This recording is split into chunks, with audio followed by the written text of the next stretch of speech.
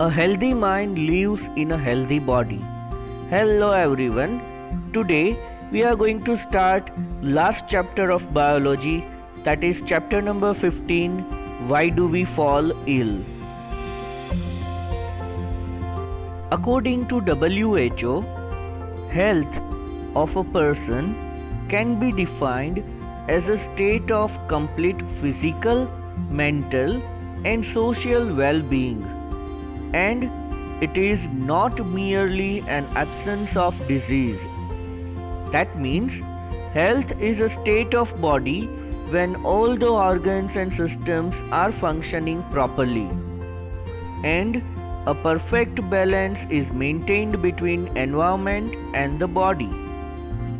It means we can say that health of a person has three main dimensions, that is physical health, mental health and social health. There are various factors which are affecting our health. The first one is physical environmental factors. Some factors like temperature, light, natural disasters like cyclone, flood, etc., soil type, rainfall, etc. also affect to our health.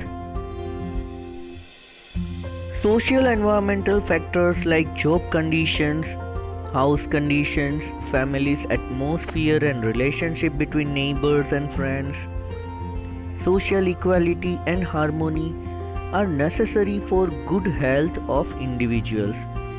Social environment determines our physical environment. Community health also refers to public cleanliness. So, to avoid accumulation of garbage, blocking of drainage, open and stagnant water, etc., may increase the chances of poor health. That is why these things are to be avoided in order to maintain public cleanliness. From very early classes, we are learning about importance of the balanced diet. A balanced diet is responsible for normal functioning of the body, growth and development of the body. Well-nourished baby has less chances of having diseases than a malnourished baby.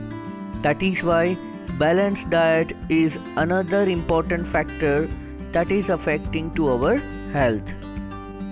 Unavailability of resources also become a factor that affects to our health, and due to that, good economic conditions are necessity in order to maintain a proper health of a person.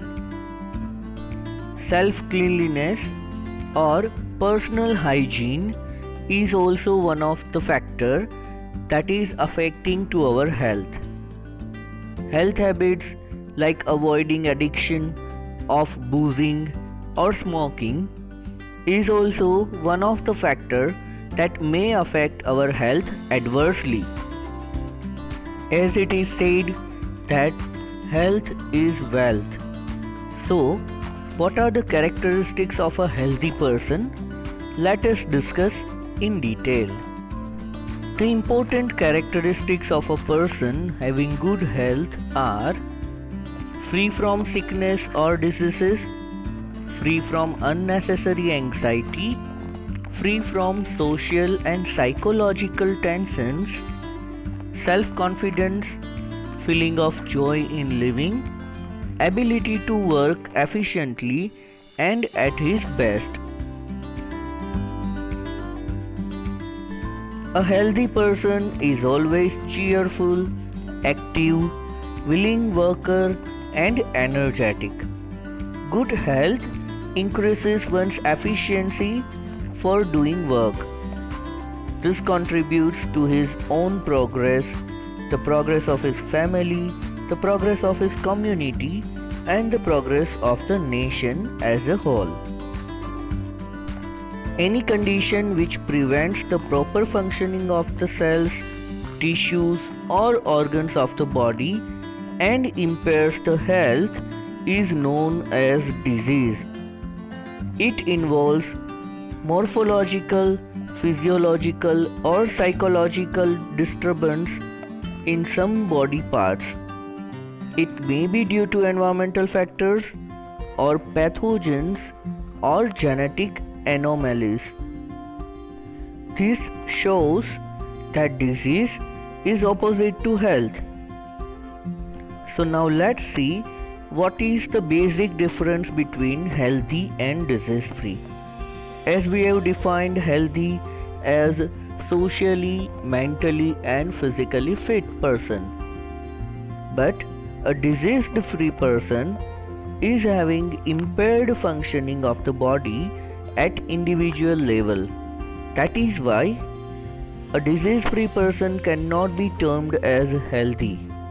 We can say that a healthy person is always disease-free, but a disease-free person may not be always healthy. Now let us discuss various types of diseases. The first types of diseases are based on the duration of the diseases. If the disease lasts for shorter period of time, then it is termed as acute disease. And if the disease lasts for longer period of time, then it is known as chronic disease. An acute disease do not cause major effects on the general health and become well within a week or so. Whereas during chronic diseases, prolonged and major effects on the general health are there over the years. On the basis of whether the diseases are caused by certain microorganisms, pathogenic agents, or some other infectious agents, diseases can be divided into two categories, that is, infectious disease and non-infectious disease. If the disease is caused due to successful entry and multiplication of certain microorganisms, then it is termed as infectious disease. Infectious diseases are communicable, and if the disease is not caused by microorganisms but may be caused by internal causes like genetic abnormalities, diet deficiency or hormones, etc., then such diseases are termed as non-infectious diseases. Non-infectious diseases are non-communicable.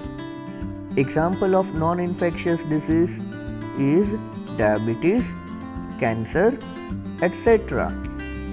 Whereas examples of infectious disease are cholera, polio, malaria, etc. On the basis of their occurrence, diseases are classified into two categories, that is, congenital diseases and acquired diseases. Congenital diseases are inborn diseases which are present from the birth. These are generally inheritable diseases, and cause of such diseases are genetic mutations or chromosomal mutations. Whereas acquired diseases occur only after birth, and they are non-inheritable diseases. On the basis of their communication, acquired diseases are of two types, that is, communicable diseases and non-communicable diseases. Communicable diseases can be transmitted from an infected person to a healthy person by means of air, water, food, physical contact, or vector. These are caused due to infection and multiplication of some kind of microorganisms, so they are also known as infectious diseases. Non-communicable diseases do not get spread from an infected person to a healthy person. The causes of non-communicable diseases may be allergies, deficiency diseases, degenerative diseases, or cancerous diseases. Communicable diseases can be classified based on causative agent and mode of transmission of the disease. Based on the causative agent, communicable diseases are of 6 types.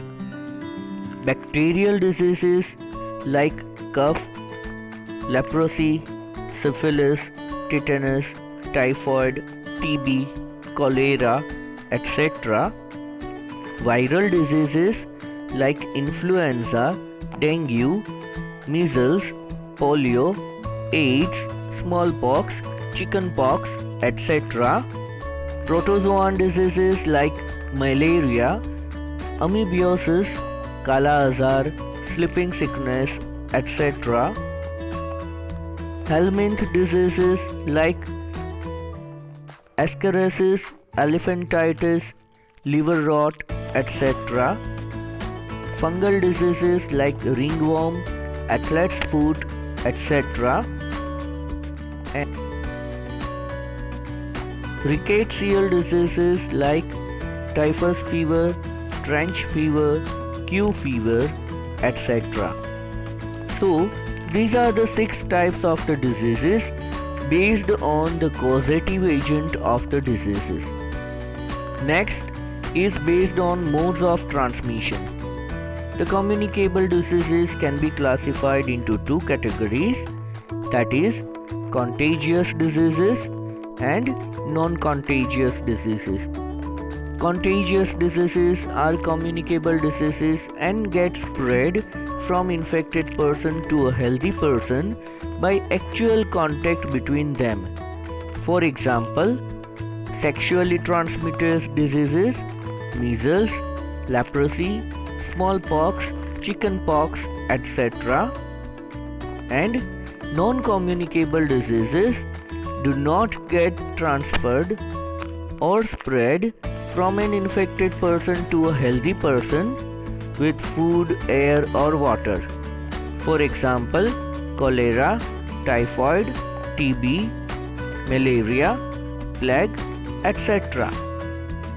The non-communicable diseases can also be classified into 4 different types based on their causative agents. Deficiency diseases, for example, kwashiorkor, which occurs due to deficiency of protein, diabetes mellitus, that occurs due to deficiency of insulin hormone, dwarfism, that occurs due to deficiency of growth hormone, etc. Degenerative diseases, say for example, cardiovascular diseases and arthritis. Cancerous diseases, these occur due to uncontrolled growth and division of the cells in certain body tissues, leading to tumor formation.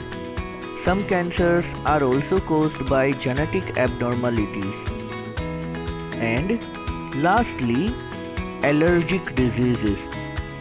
This occurs due to hypersensitivity of the body to certain external agent called allergens. For example, asthma, hay fever, etc. We will learn about cause of diseases or etiology in detail in next chapter. Read the chapter thoroughly. Be safe.